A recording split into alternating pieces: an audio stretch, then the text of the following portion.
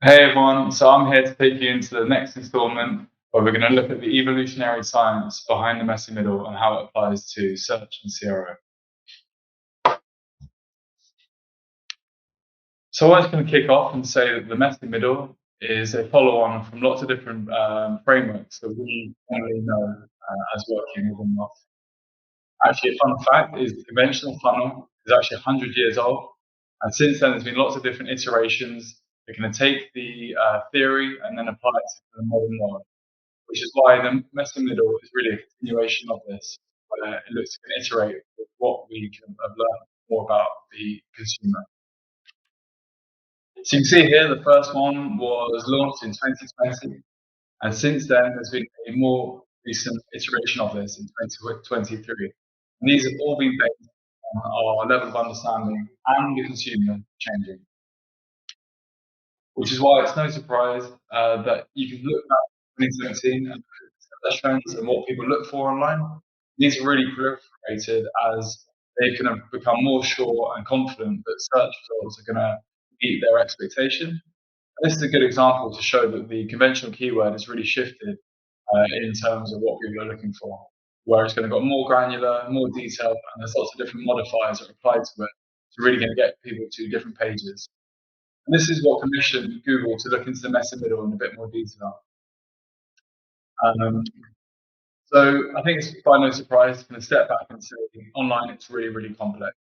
It's an ecosystem full of attention-grabbing stimulus that's there to really kind of get your attention away from one brand to another. There's more information there's ever been, which also from a human perspective led to a different mindset in terms of people are a bit comprehensive, make the decision, and as a result, they are apathetic, and as a result, they make decisions as well. Then to take a step back, our brains are really wired to can help us can navigate this complex system with lots of different heuristics and biases to help us make decisions easily and fast.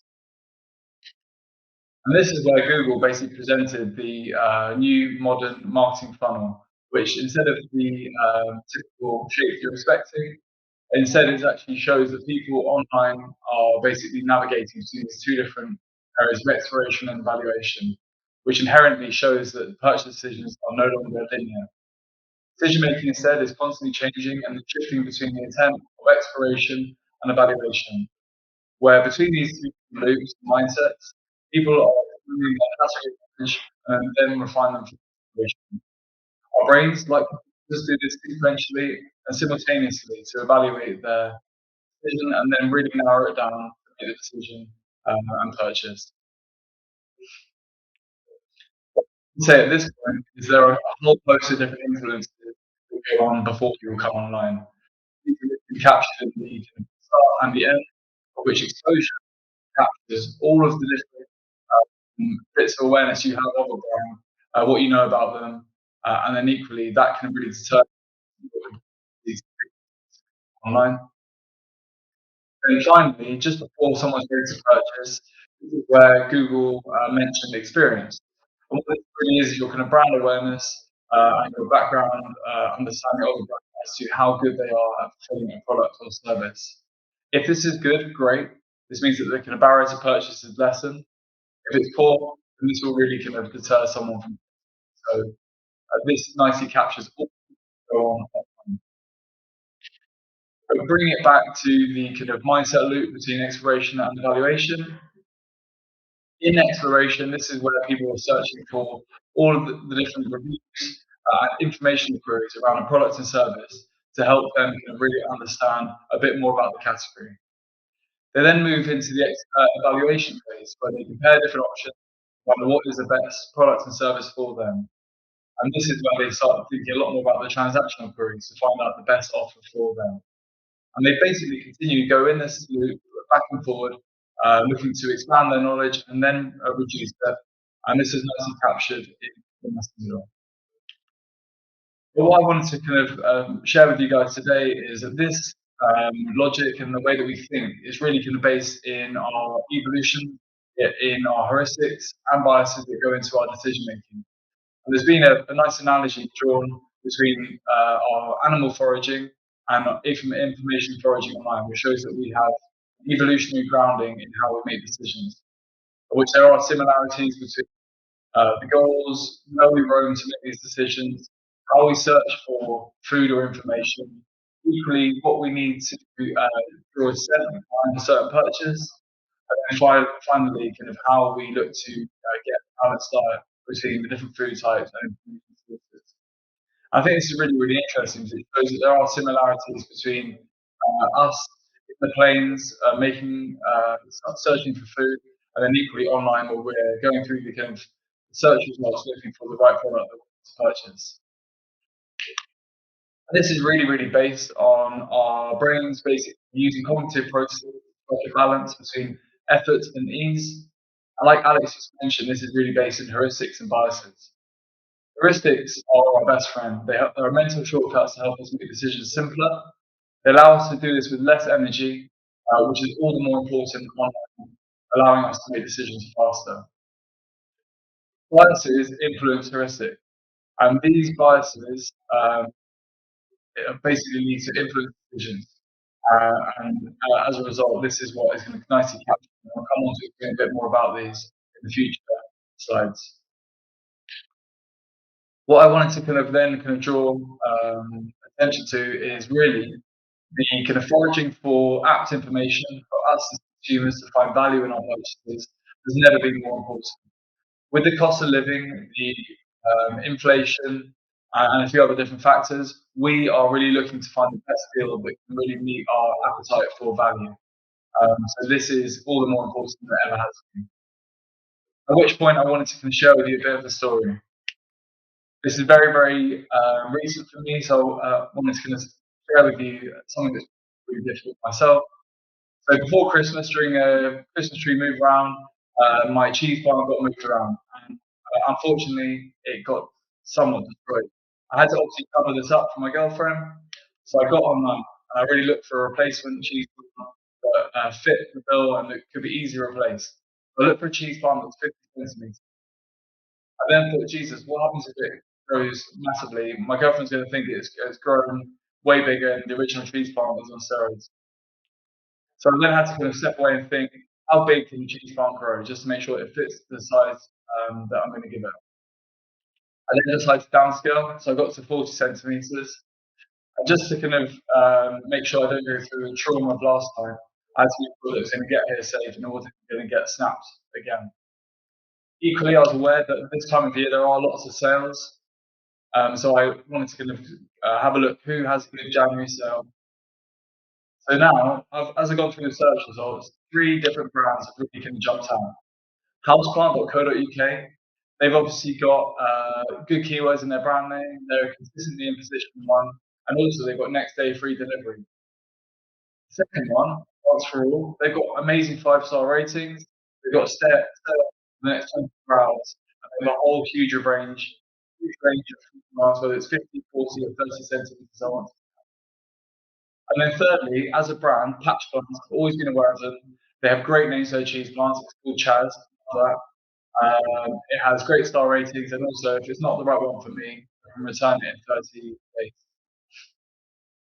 Last week was a bit of a bleak week, and I thought I'm going to buy something to going to get my dopamine going. So I went to houseplants. So I thought I'd take a look at that landing page.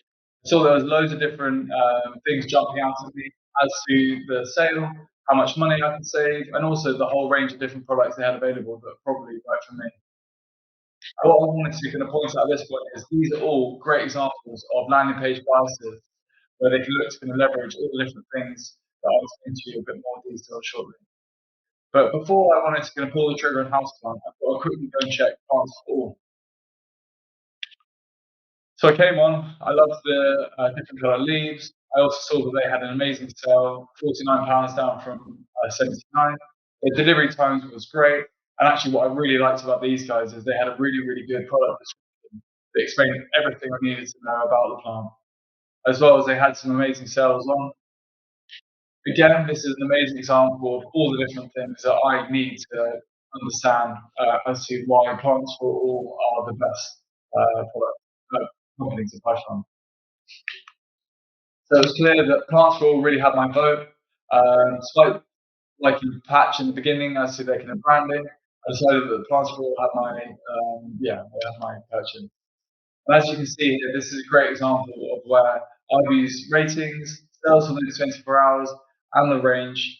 Equally, I'm going to pull the trigger quickly in January, get the delivery in 1 to 2 days, as well as all the reading I need to do to make the purchase on that landing page.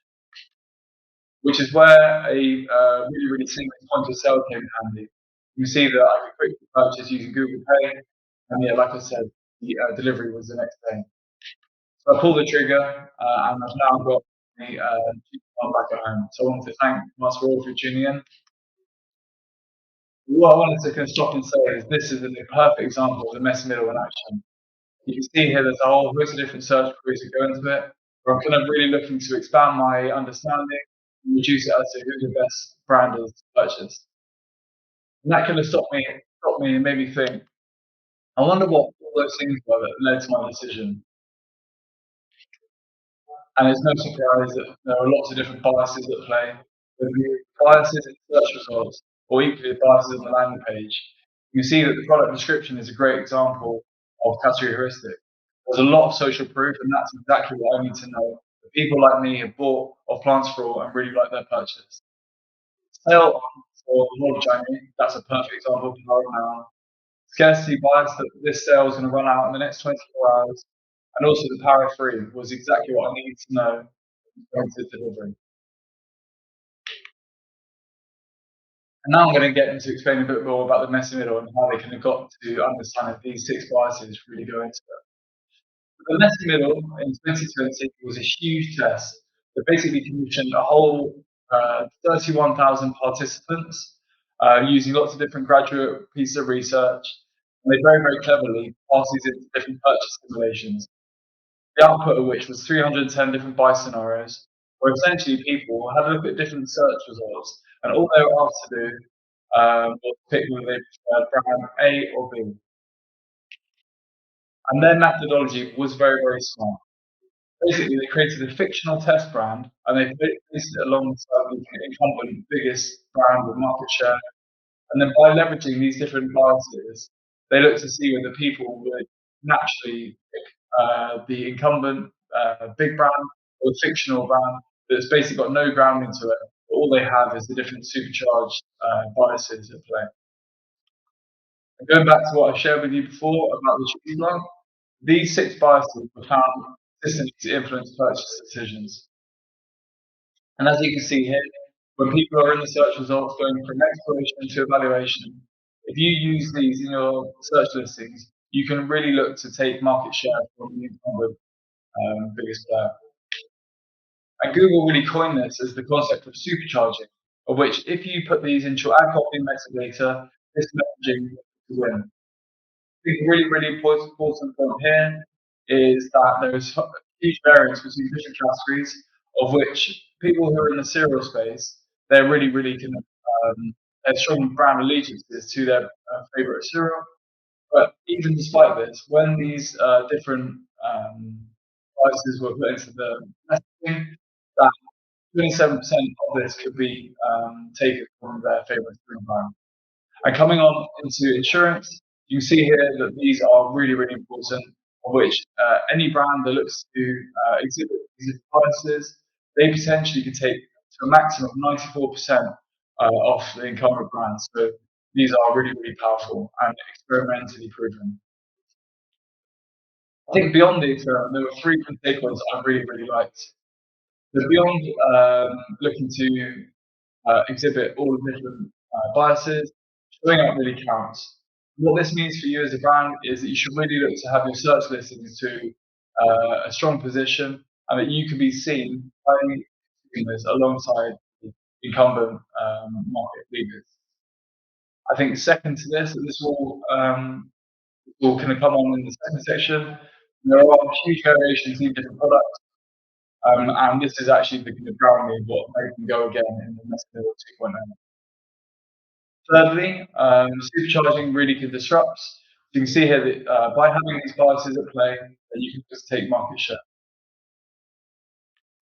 This kind of kick on into Messaging 2.0. So you can see people have gone in and they look to kind of really understand the different information choices that products have when making these decisions.